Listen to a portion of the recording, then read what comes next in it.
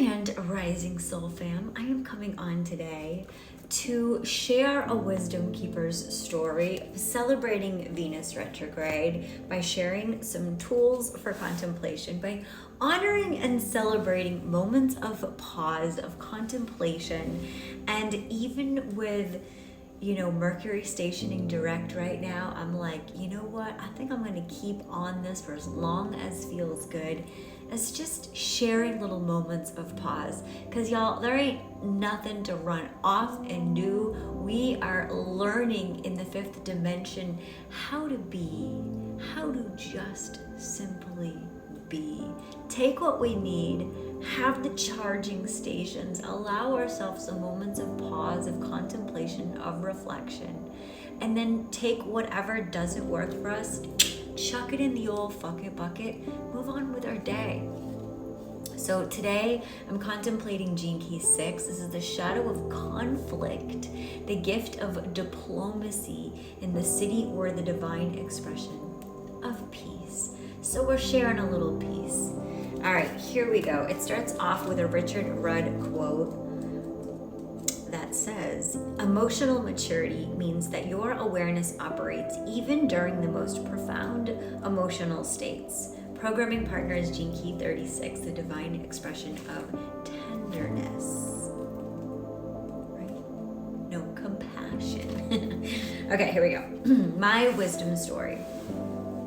Where I grew up, tragedy and violence were all that we knew. Generations of my people had been traumatized and scarred, and conflict was everywhere. Between West and East, modern and ancient, wealthy and poor, men and women. As a young girl, I had little power. I could neither speak out against the injustices I witnessed in the world, nor the abuses that happened at home. Always afraid of attack, my body was on a constant state of alert. On the outside, I was over-attentive, the peacemaker. At any sign of conflict, I'd smooth out the waters. But on the inside, I was nervous and insecure.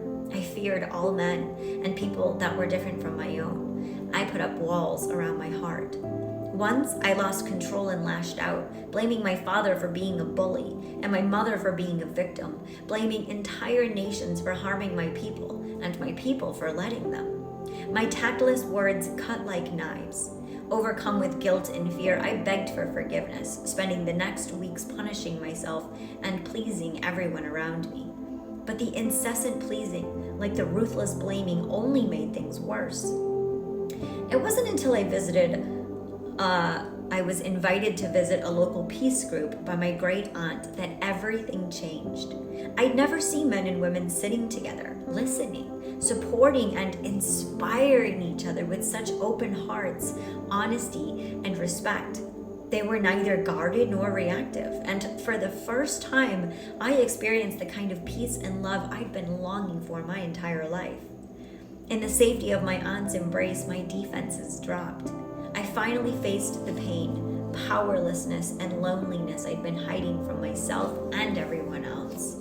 I became the leader of this organization for many years, but now I find that peace simply happens wherever I go.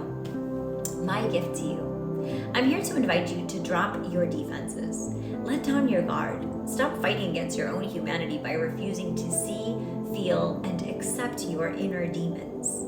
There is a way to calm emotional waters in your intimate relationships and in the world without repressing or avoiding the truth. There is a way to dissolve seemingly insurmountable barriers to peace, to know precisely when it's time to act, when it's time to speak, and how to speak powerfully yet from the heart. The true path of peace and diplomacy requires that you fearlessly look at and embrace your own weaknesses. Don't protect yourself from your deepest emotions, and you will find that your timing, communications, and relationships will improve. Naturally, others will want to confide in you, and you will sense just what's needed. Even in the most emotionally volatile situations, your very presence can have the power to shift the energy of a room or a relationship from one of conflict to peace. Questions for contemplation. Do you tend to avoid uncomfortable feelings through peacekeeping or by overreacting and exacerbating conflict? Is there a current conflict in your life or a place where you're feeling defensive and your guard is up? What do you fear might happen if you stopped working so hard to please certain people? How can you take more responsibility for your feelings and express them in less reactive and more open, honest ways? In what area of your life is a little diplomacy needed? Add what is one simple way or thing